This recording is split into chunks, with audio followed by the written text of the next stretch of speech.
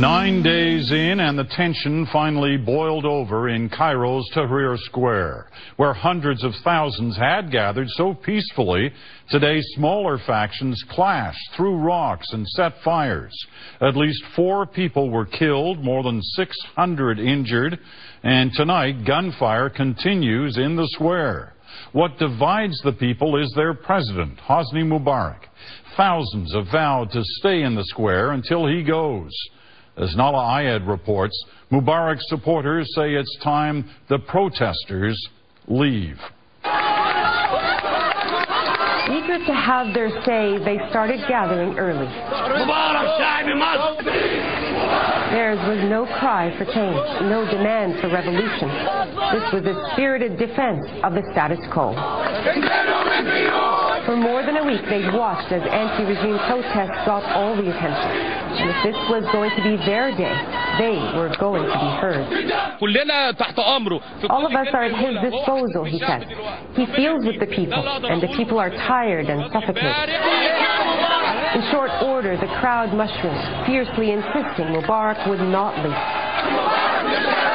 Then they began marching to Liberation Square and into certain confrontation. A nation divided, 2 different crowds, 2 competing messages, and a lot of resentment. Sure enough, it proved explosive. At first, it was a heavy volley of stones, each in a crude attempt to blunt the other's voice. Then it escalated into vicious hand-to-hand clashes. Some anti-Mubarak protesters were brutally beaten. Others were scattered by horses, camels, and whips. The pro-Mubarak side accused of coming in with hidden knives and sticks, spoiling for a fight. From the top of a building, pro-Mubarak protesters showered their adversaries with bricks and chairs. Then it escalated again, a nasty exchange of Molotov cocktails lobbed into both camps. Ambulances rushed in as the number of casualties soared. As night fell, the crowd thinned out. Still, at times, the violence flared. The much-feared Interior Ministry ordered people to leave. But they didn't. Closer to midnight, the anger boiled over again. Gunfire and more petrol bombs, starting several fires. This man caught some of the flames before putting them out. Occasionally, someone fell into the wrong hands and paid a heavy price. Images this nation will not soon forget. Both sides accused the other of being manipulated, that the pro-Mubarak protesters were bussed in and ordered to rout the other side, that the anti-Mubarak protesters were driven and financed by foreign hands. At the root of it, though, it seems this battle is between freedom and stability, 2 wishes that aren't necessarily incompatible. Peter. Nala, what was the military during all this?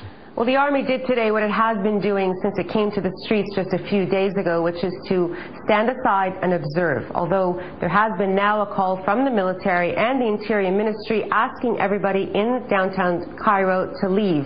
The question is when either of those powers will come in to implement it. Peter. Nala Ayed in Cairo tonight. At least 8 journalists were hurt during the clashes today, including a cameraman from the French network of the CBC, who was seriously roughed up. Correspondent Jean-François Lepine described what happened.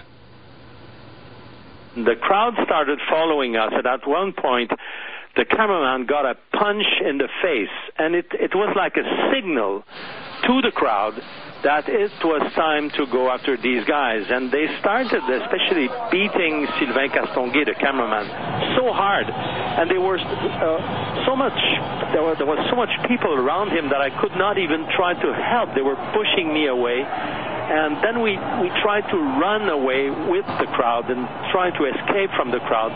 We couldn't. They managed to reach Sylvain again, started beating up again.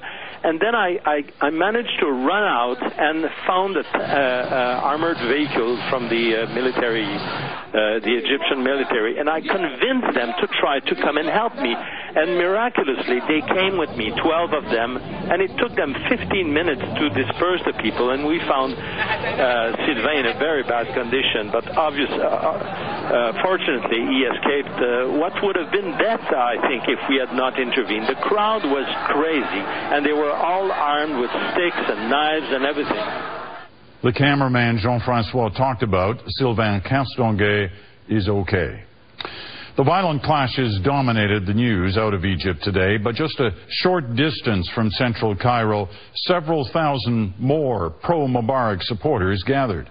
And as our Susan Ormiston discovered, the emotion there was jubilant, reflective, and mostly peaceful. Far from Tahrir Square, another huge crowd gathered in a West Cairo neighborhood. We love our president. He spent 30 years of his life fighting for this country. Those people who are in Liberation Square, their demands are right, but not in a right way. From a perfect perch on a balcony 12 floors above, we stumbled on an impromptu party inspired by the president's speech last night. Businessman Isam Hamdi was excited. We say in Arabic, you put your finger on the wounds. And really, he put his finger on several wounds last night. It's a perfect speech. The best I ever heard from Mubarak in the last 30 years. For the first time in a week, Hamdi and his friends feel secure enough to host and toast the president. What does it say? Don't go, Mubarak. Your people love you. Please stay because you are the man of peace. They're not blind, they say, to Mubarak's flawed history, and the street revolution was timely. But they're loyal too, and anxious now for calm and order. The country is in big trouble inside and from the outside. And you need to give him some time. After 30 years, you cannot wait another 10, 12 months. It's not the right way to do it. Up here, you could see the size of one of the largest pro-Mubarak rallies yet. Here, the crowd cheered the return of the street police, and the demo was largely peaceful. All afternoon, they stood high above this demonstration and watched as thousands of people poured in support of Mubarak. But they worried, too, that this group and the anti-Mubarak protesters would clash. And as the scenes of violence seeped out from Tahrir Square, their celebration grew more somber. You look worried. Are you worried? No, I'm sad. Why are you sad? I'm split. Now they fear the peaceful transition they hoped for this morning is further away than before. Susan Ormiston, CBC News, Cairo. And we can give you an update tonight about Canadians in Egypt. Many have chosen to stay and ride out the unrest. For those who want out, another Canadian charter flight left Cairo today, as did one from Alexandria. Foreign Affairs in Ottawa says a total of about 500 Canadians have been flown out as part of the government's official evacuation plan. About 6,500 Canadians make their home in Egypt.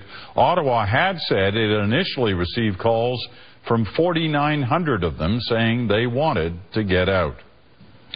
With an eye to averting the kind of anti-government scenes the world has seen in Tunisia and Egypt, Yemen's president today announced he too will leave office. Ali Abdullah Saleh said today he will not run in his country's next election in 2013. Like Hosni Mubarak in Egypt, Saleh has led Yemen for about 3 decades. There have been small protests in Yemen, and the opposition says a bigger rally planned for tomorrow will go ahead. We will have more on Egypt later on. Our reporters on the ground will give their perspective on what it's been like. Tonight, the bloody battle in the streets of Cairo has a new target, journalists. As our own Anderson Cooper reported earlier, he and his crew were attacked today by pro-Mubarak supporters, thugs who punched them in the head repeatedly and tried to steal their camera. And it wasn't just Anderson. ABC's Christiane Amanpour was surrounded by an angry mob and chased from the scene. Take a look at this. He wants Mubarak. We had American, we had any country more. Okay, go to any place more. You want us to go? Yes, I want you to go from here. And so was Katie Couric of CBS.